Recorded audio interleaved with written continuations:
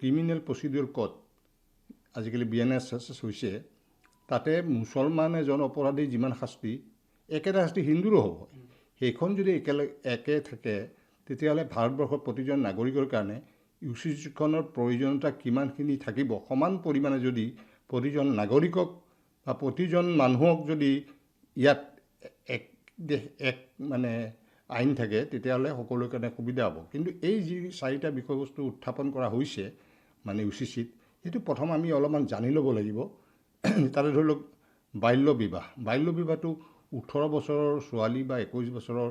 তলৰ ল'ৰা তেওঁলোকে এনেওতো বিবাহ হ'ব নোৱাৰে গতিকে বাল্য বিবাহ ৰোধ কৰিছে ইতিমধ্যে সেইখন আইন পাছো কৰিছে আৰু বাল্য বিবাহ ইতিমধ্যে যথেষ্ট পৰিমাণে কমি গ'ল নোহোৱাই হৈছে প্ৰায়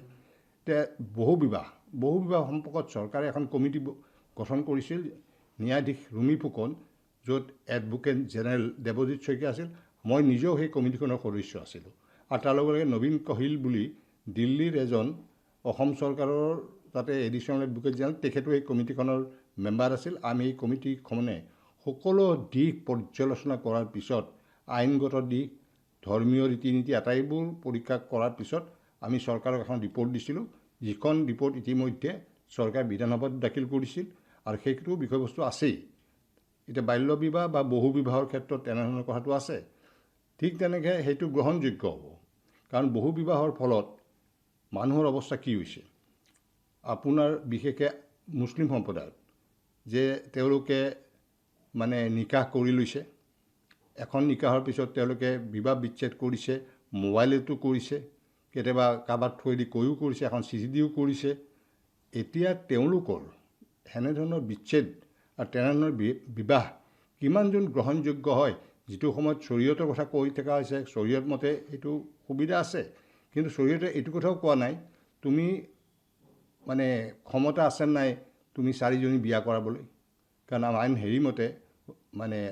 আমাৰ ধৰ্মীয় মতে 4জনী বিয়া কৰাব পাৰে কিন্তু সেইটো কণ্ডিশ্যনত নহয় তেওঁলোকে সেই কণ্ডিশ্যনটো ভায়োলেট কৰিছে আচলতে যেতিয়া বাকী 3জনীকে সম পৰিমাণে চলাব পাৰিব ভৰণ পোষণ দিব পাৰিব সমান দায়িত্ব ল'ব সেইটোতো ইয়াত হোৱা নাই এটা মুখেৰে কৈ দিছে তালাক হৈ গৈছে এইটো নিয়ম নহয় তালাকটো তেনেকৈ নহয় তালাকটো হ'ব লাগে কাজিৰ যিবিলাকতে মুছলিম আইন মতে যিসকল কাজি তাতে তালাক কৰিব লাগে তিনিটা তেওঁলোকে তালাকনামা পঠাব লাগিব সেই তালাকনামা যদি গ্ৰহণ নকৰে বা যিগৰাকীলৈ পঠিয়াব মহিলালৈ সেই যদি গ্ৰহণ নকৰে তেতিয়াহ'লে তেওঁলোকে আদালতৰ ওচৰ চাপিব পৰা সুবিধাখিনি আছে কিন্তু ইয়াত কি হয় সেইটো দিলেও তেওঁ খুৰাকী আৰু 3 মাহ 10 দিন যিটো ইদ্যত পিৰিয়ড তাৰ সম্পূৰ্ণ খৰচ আৰু স্থায়ীভাৱে এটা তেখেতক সংস্থাপন কৰিব লাগে কিন্তু সেইটো হৈছে জানো তালাকটো এনেকৈ হৈ থকা নাই গতিকে এতিয়া সকলোকে যেতিয়া সমান কৰিছে তেতিয়াহ'লে হিন্দু আইনখনো যি আছে আজি হিন্দুবিলাকে কামাখ্যাত মালাডাল পিন্ধালে সেইটো বিবাহ নুবুজায় তেওঁলোকে ৰেজিষ্টাৰ কৰিব লাগিব মেৰেজ ৰেজিষ্টাৰ খ্ৰীষ্টিয়ানো ৰেজিষ্টাৰ কৰিব লাগিব তেওঁলোকৰ নিজৰ কাষ্টম আছে আৰু আমিও ৰেজিষ্টাৰ কৰিলে সেই ৰেজিষ্টাৰটো পাক্কা ৰেজিষ্টাৰ হ'ব আৰু ডাইভৰ্চ কৰিবলগীয়া হ'লে আদালতৰ মজিয়াত নপৰে ন সেই মহিলা শ্ৰেণীকতো আমি চাব লাগিব গতিকে সেইটো ক্ষেত্ৰত আমি ভাবিছোঁ এইখন আইনে ক'তো বাধাবাধ হয় 4জনীলৈ বিয়া কৰিব পাৰে শৰীয়ত মতে কিন্তু সেইটো নহয় যে তুমি একো নকৰিবা যিখিনি মানে ফৰ্মেলিটি অবজাৰ্ভ কৰিব লাগে নকৰিবা তুমি আনিছা ফোনত কৈ দিছা তুমি আজি মোৰ লগত নাই তালাক 3 তালাক দিছে সেইটো মিছইউজ হৈছে বিবাহখনো মিছইউজ কাজি মেৰেজতে কৰি বাচ্চা ল'ৰাৰ আগতো বিয়া পাতি দিছে মহম্মদ ছাল্লাল্লাহু আলাইহি ছাল্লামেওতো বিয়া কৰাইছিল বহুগৰাকীক কিয় কাৰণে সেই সময়ত মানে ইছলাম ধৰ্মীয় সৈনিকৰ মৃত্যু হ'ল পত্নীবিলাক তেনেকৈ থাকিল তেওঁ তেতিয়া বিয়া কৰিছে তাৰ পৰিৱেশত সেই বস্তুটো আজি আমাৰ ইয়াতে হ'ব নোৱাৰে নহয় গতিকে এইটো সলনিয়ে কিন্তু ভৱিষ্যতৰ দিনত সমাজখন সুস্থ কৰিব আৰু মই সেইকাৰণে আহ্বান জনাইছোঁ যে এইখন বিৰোধিতা আপোনালোকে নকৰিব এইখন হ'লে মহিলাসকলৰ অধিকাৰটো মহিলাসকলক পাবলৈ দিয়ক আৰু মহিলাসকলে যি ধৰণৰ অৱস্থাত পৰিছে আপোনালোকে সংখ্যালঘু নেতাসকলেও ক'ম যে আপোনালোকে শিক্ষাৰ ওপৰত চিকিৎসাৰ ওপৰত আপোনালোকে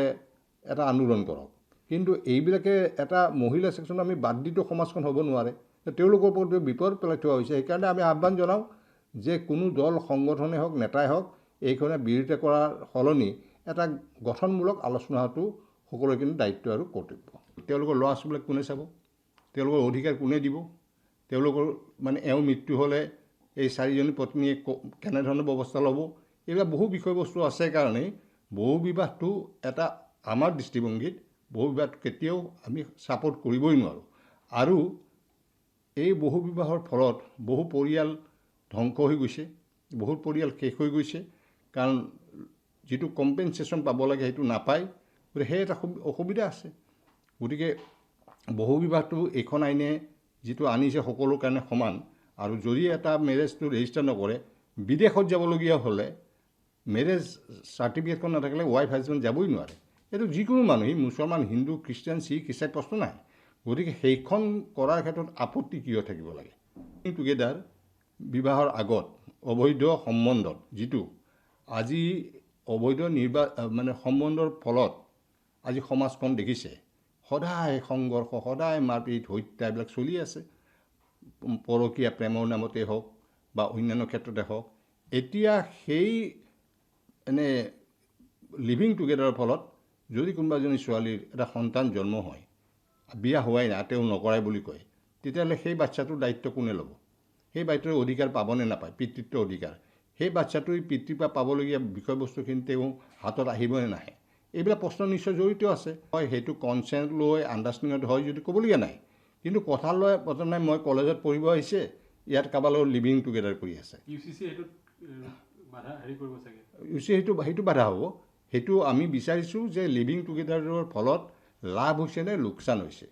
গতিকে সেই দিশটো পৰ্যবেক্ষণ কৰিব লাগিব। আজি আমি সমগ্ৰ অসমতে চাওক, লিভিং টুগেডাৰৰ নামত কিমান পৰিয়াল নিশেষ হৈছে, লিভিং টুগেডাৰৰ নামত কিমান তেওঁলোকে এই কি বুলি কয় এইবিলাক কটেজবিলাকত থাকেগৈ, কিছু সময়ৰ কাৰণে হ'লেও থাকেগৈ। সেইবিলাকৰ কাৰণে আজি সমাজত বহুতকেইটা সংঘৰ্ষ হৈছে, হত্যা হৈছে, বহু বিভিন্ন ধৰণৰ অশান্তিকৰ পৰিৱেশ সৃষ্টি হৈছে, এখন ছুইচাইড পৰ্যন্ত হৈছে। সমাজখনত এই বস্তুটোৱে ফিউচাৰ জেনেৰেশ্যনক এটা বেয়া ৰাস্তালৈ নিয়াৰ কাৰণে উদগনি জনাইছে। গতিকে তেওঁৰ পৰা হ'ব পৰা সতি সন্ততিৰ ক্ষেত্ৰত কি অধিকাৰ থাকিব যদি লিভিং টুগেডাৰ বিয়া নোহোৱাকৈ থাকে, এই কথাবিলাকৰ কাৰণে লিভিং টুগেডাৰ বস্তুটো আচলতে কেতিয়াও গ্ৰহণযোগ্য হ'ব নোৱাৰে বা আমাৰ দৃষ্টিভংগী।